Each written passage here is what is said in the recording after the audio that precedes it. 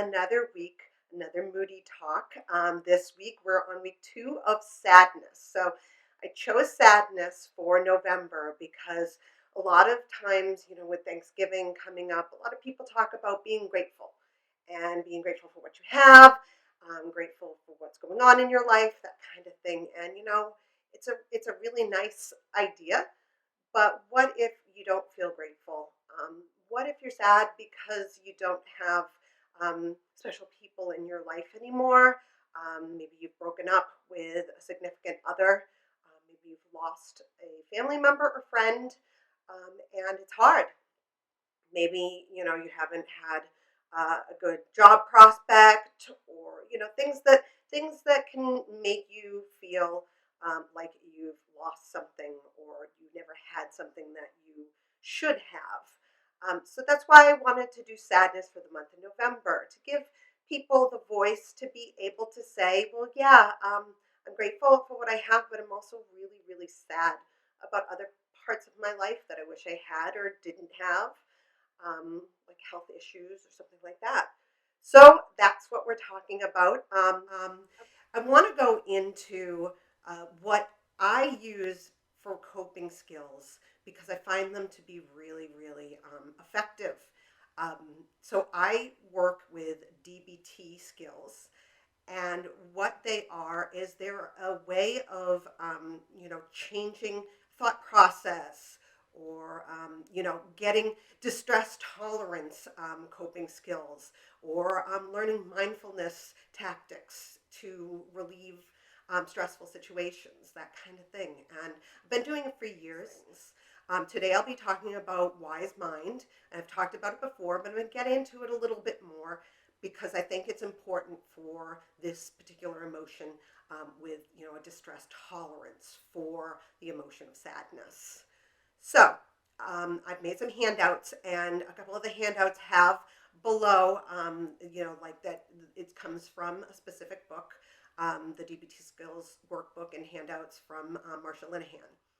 So then I move on to, I want to really give you an idea of what wise mind is. And again, as I said, this is DBT skills. And again, Dr. Marsha Linehan is the woman who created these. Now, I really enjoy DBT. There are a few things that we'll see in the next section that you might not always agree with. I think that happens with a lot of different skill sets. So we'll talk about, I'll talk about the ones that I feel like don't help me, don't make me feel some sort of relief from my sadness. So anyway, wise mind. What is wise mind? So wise mind is what is right in between the reasonable mind and the emotion mind. Okay, so that's, those two clashing together gives you this wise mind. Wise mind is balancing both the reasonable and emotion mind. Balancing, cool, you're reasonable, right? And you're hot, you can feel is like emotion. When you start to feel emotions, your body temperature may rise.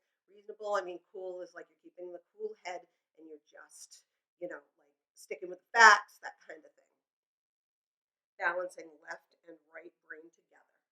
Okay, because we each have like different sides of the brain work with different, things like emotions on one side and reason on the other.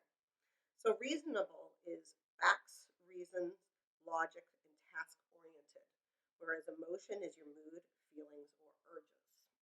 Okay, so when I talk about wise mind, this is exactly what I'm talking about. Is that cross in between reasonable and emotion mind? Okay, it's hard to get into wise mind on a lot of occasions. That's why we need to practice these kind of things, because they really do help down the road when they're practiced.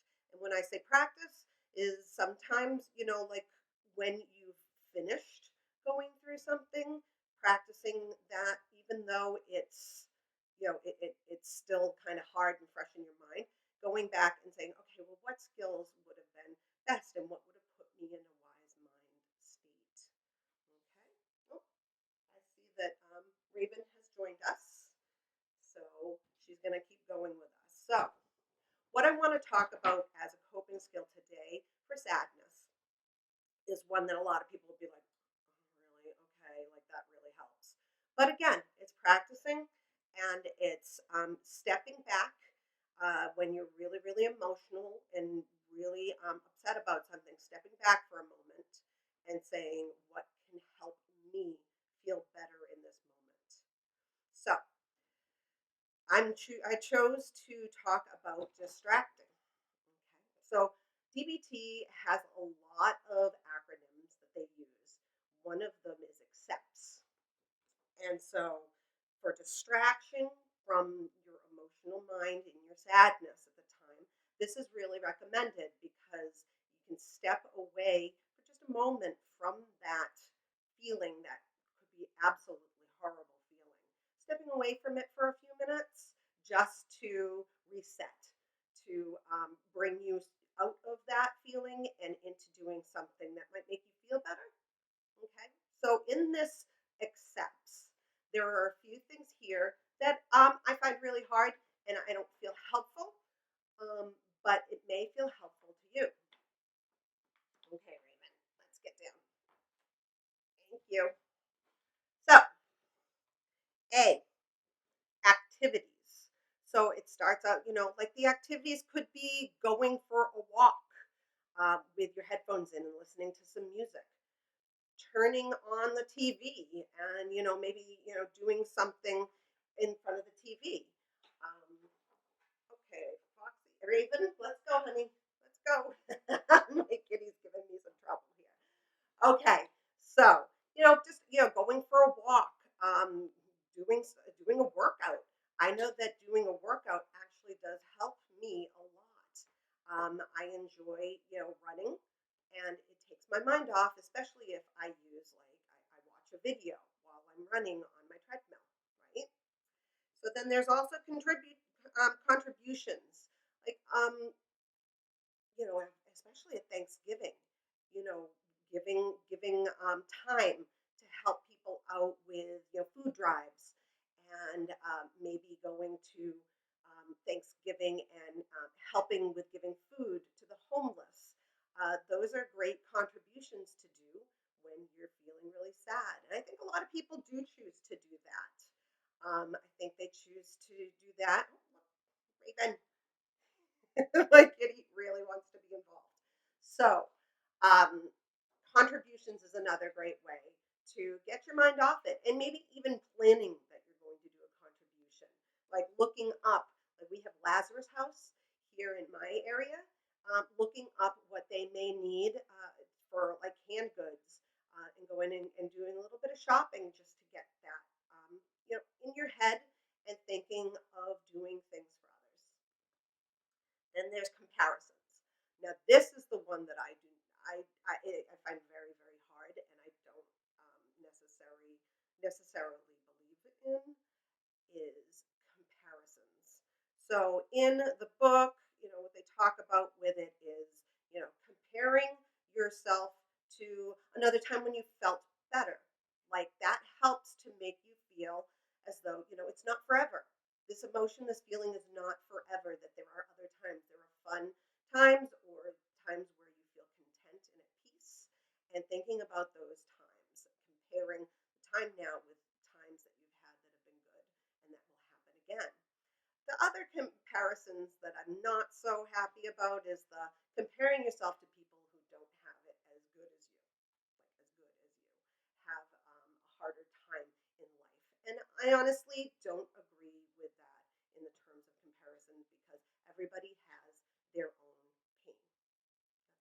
That's how I feel about it. And I came to that conclusion one day when I had just come home. I was in college. And I had just come back after going to bring put my father in jail for the things that he had done. So I had gone to court, and when I came home, I was pretty depressed. And a friend came to visit me, and my roommate ran ahead and was like, "Oh, I've got such a terrible, terrible headache." And my friend said, "Well, I'm here to see Jen," and walked past her. And later she asked me, "How can you put up with something like that? That she's thinks that her pain is so much more." I said, "Well, everybody's pain, everybody has their own pain that may feel like me, breaking a nail or, cutting my hand may feel to them like a headache. Or, my pain, my emotional pain, may be different, different in level of intensity than what other people consider to be their worst. So I really do feel like comparisons may not be the best part of this accepts, right? Let's go on to emotions, okay? So bringing up emotions that may make you feel better. Watching a comedy on TV or a movie could make you do some, feel a little bit lighter, feel a little bit more, like you can laugh, that you feel a little happier in the moment, just to get you out of that sadness. And it could be a movie because you need that hour and a half or so to really, get your head out of that sadness. Or reading a book that brings a lot of emotion to you, like a book that has always gotten your heart, that you've read a few times, that has made you feel better just by focusing on that. Okay. Pushing away. So pushing away is saying, I am not doing this right now. This is not a part of my process right now. I have decided, like, what I do is, my therapist taught me to put it in a container. Put it in a container and close the lid on the container. I'm not doing this right now. I am in, a different, I'm going to put myself in a different space, and I'm pushing away this right now so that I can have some breathing room and, take some time before I have to handle it again. Thoughts. Thoughts are more along the lines of, repeating words, or changing your thought process altogether, thinking of something completely different. Like maybe in your sadness, you're feeling really low, but there's something that that you enjoy on a regular basis. Like I'll give you another example. I love watching RuPaul's Drag Race, and when I get into depressive episodes, I like to, sit back and name off the queens who won every season. It gives me a chance to name, season one, season two, season three, and naming each queen to get my mind completely off of what I was thinking. Okay, so that's just another way. And then sensations. This one is big into stress tolerance with DBT. Getting something really cold and like putting it in your hands, or putting ice chips in your mouth so that your mouth feels really cold. It's taking your mind completely off of this part and onto your body. A lot of you, if it's winter, stepping outside into the cold and letting that cold overtake your body for a moment. A lot of people like to actually throw their face into a bowl of cold ice water to take that thought process out and bring it to the biological changes that you're having. I think I'm not huge on the hot cold type thing. I hate the cold. And I live in New England. I've lived here my whole entire life. I hate cold stuff like cold water, that kind of thing. But there are other sensations. Again, maybe doing some stretches so that you feel your body, your arms, your legs stretching, your muscles moving. That's the kind of sensations that they say can be really, really good to get your mind off of what you're feeling. Okay. So again, I in the handouts I also wrote the DBT skills training handout and worksheet, second edition, is where I got these kind of these the accepts and the distracting stuff. Okay. And why's mine? So that's that so far. So I hope this has been helpful. I know it was long, but I hope it's helpful. And I look forward to talking to you guys again. And so does Moody. We will see you next week. Bye.